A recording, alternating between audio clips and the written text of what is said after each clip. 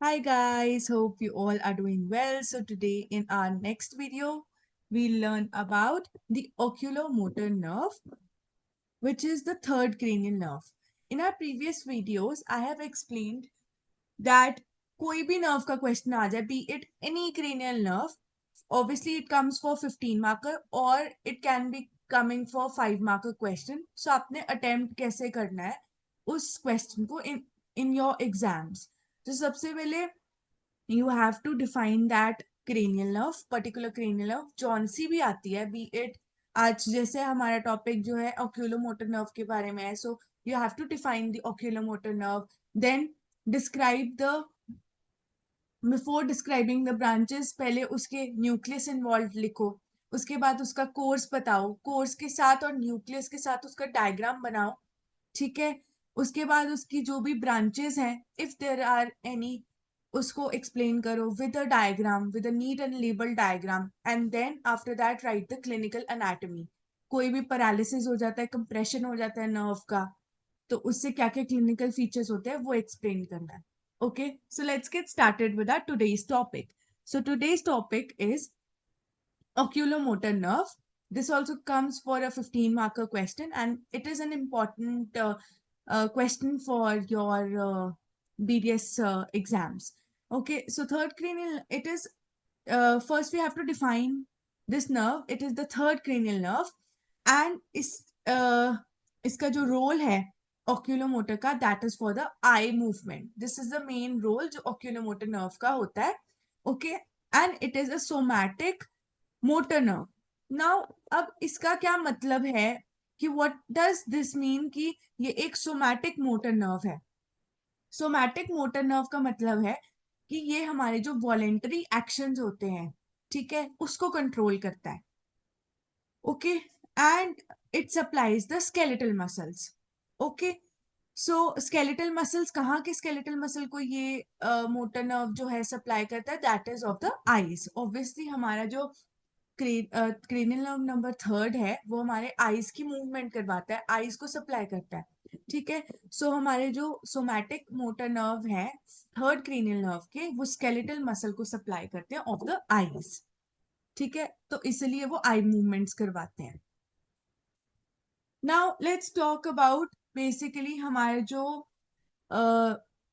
कि हमारे जो थर्ड क्रेनियल नर्व है वो कहाँ कहाँ किस किस चीज को सप्लाई करती है। मैंने ये तो बता दिया है कि थर्ड क्रेनियल नर्व जो है उसका एक्शन है आई मूवमेंट करवाना, लेकिन आई मूवमेंट करवाने के लिए भी वो सर्टन चीजों को कंट्रोल करता है, ठीक है, वो सर्टन चीजों को सप्लाई करता है, तभी हमारी आई मूवमेंट्स होती हैं।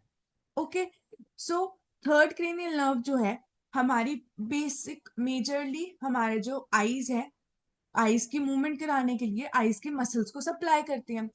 मेजरली हमारी जो आई की मसल्स होती हैं, अगर मैं जनरली बात करूं तो एक होती है हमारी यहाँ पे सबसे ऊपर, दैट इज सुपीरियर रेक्टस, जो आई बॉल को ऊपर को मूव करेगी, ठीक है। एक होती है हमारी इंफीरियर रेक्टस जो हमारे आई बॉल को नीचे मूव करती है। एक हमारा मीडियल रेक्टस होता है, और इसके ही यहाँ पे ऑपोजिट साइड पे यहाँ पे एक लेटरल रेक्टस जो है मसल होता है। ओके, सुपीरियर रेक्टस के सुपीरियर पोर्शन में अपरमोस्ट पार्ट में एक है लिवेटर पैल्पेब्रे सुपीरियोरिस। ओके, मसल, ये हमारी आई को ऊपर को करेगा, अप करने में हेल्प करता है। एंड जो हमारा इंफीरियर रेक्टस है उससे नीचे एक और होता है, that is called the inferior oblique muscle. Okay, so हमारा जो आई के मसल्स हैं वो टोटल होते हैं 6 मसल्स, लेकिन जो हमारी ओक्यूलोमोटर नर्व है विच is the third cranial nerve, वो हमारे out of the 6 external oblique muscles, ठीक है, ये सिर्फ और सिर्फ 4 को सप्लाई करता है। ओके, सो ये 4 किसको सप्लाई करेगा?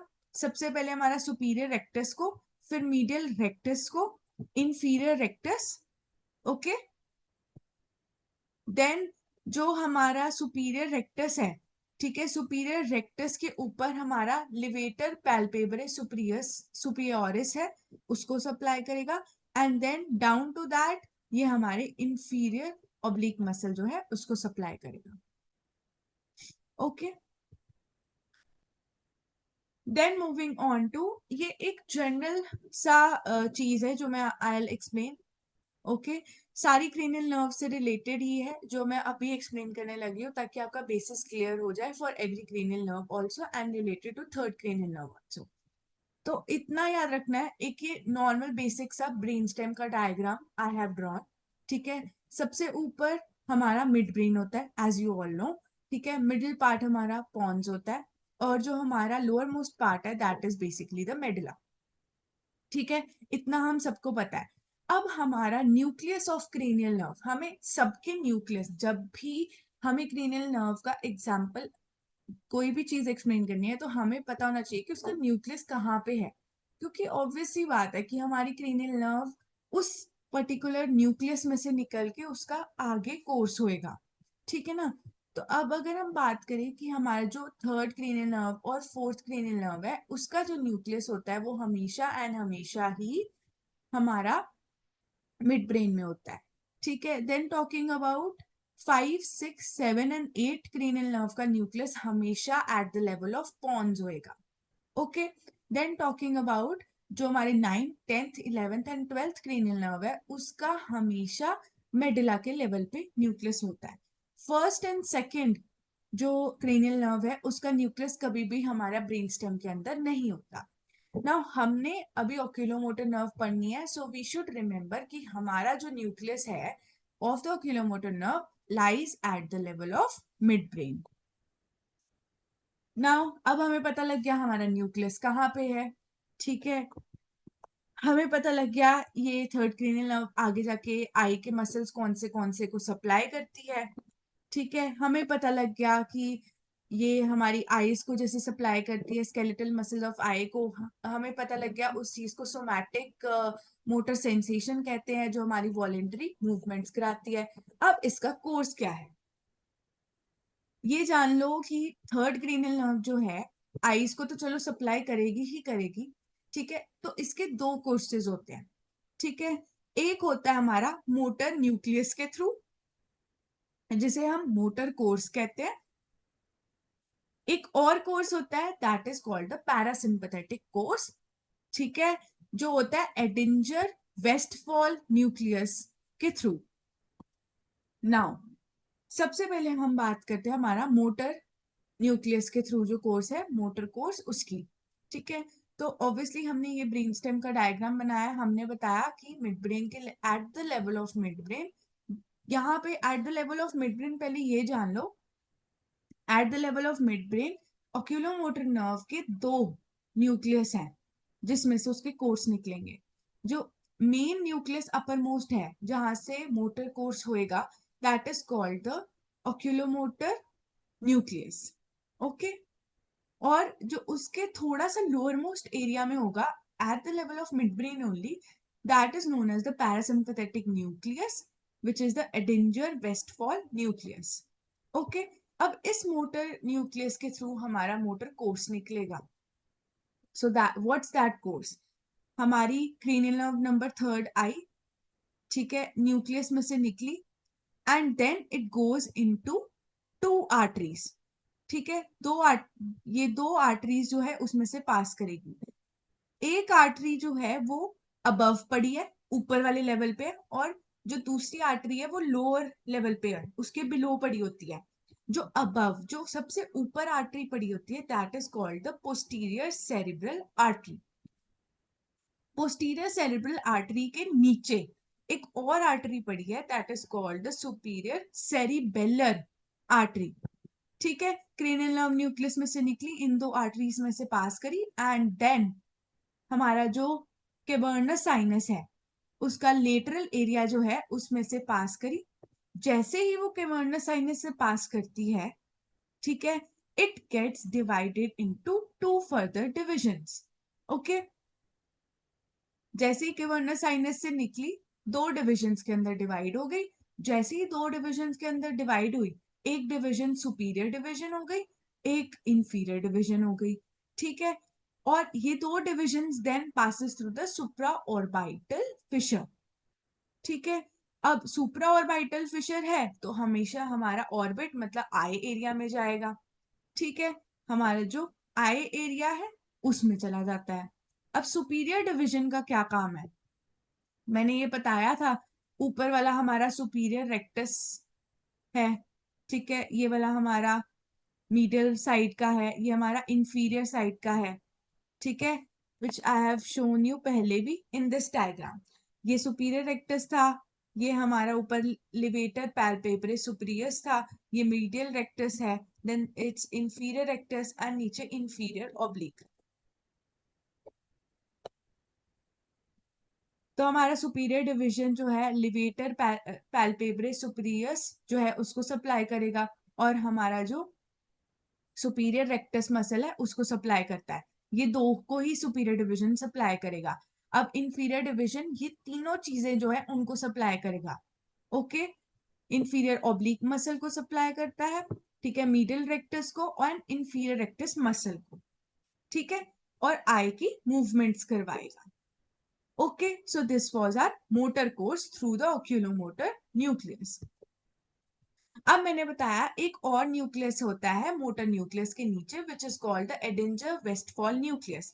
अब इसमें से जो कोर्स निकलेगा that is known as parasympathetic course. Now this whole is the parasympathetic course. ये मैंने आपको बताया था, ये जो ग्रीन वाला जो मैंने शो किया है, ये सारा का सारा आपका दूसरा मोटर कोर्स था जो हमारा मोटर न्यूक्लियस से निकल रहा था। साथ साथ ही सेम ही लेवल पे हमारा जो दूसरा कोर्स है पैरासिम्पथेटिक वाला वो फॉलो करता है, तो वो भी हमारी क्रीनियल नर्व निकलेगी यहाँ से, ठीक है, पैरासिम्पथेटिक नर्व्स निकलेंगी यहाँ से, दो आर्टरीज वही जो हमारी सेरिब्रलर आर्टरीज जो है, ठीक है, उससे पास करेंगी, फिर lateral wall of cavernous sinus से पास करके, ठीक है, अब यहां से पास करके सी ये याद रखो, जो मोटर वाला जो न्यूक्लियस से पास हो रहा था वो यहाँ ऑर्बिटल सुप्रा ऑर्बिटल फिशर से पास करने के बाद दो डिविजन्स में डिवाइड हो रहा था और आई में जा रहा था। बट यहाँ पे क्या है, आर्टरीज में से पास करके कैवर्नस साइनस से पास करके सुप्रा ऑर्बिटल फिशर से पास करने के बाद वो जो हमारे सिंपैथेटिक पैरासिम्पथेटिक फाइबर्स हैं वो नीचे डेविएट हो जाएंगे, नीचे जाने के बाद it enters into the ciliary ganglion.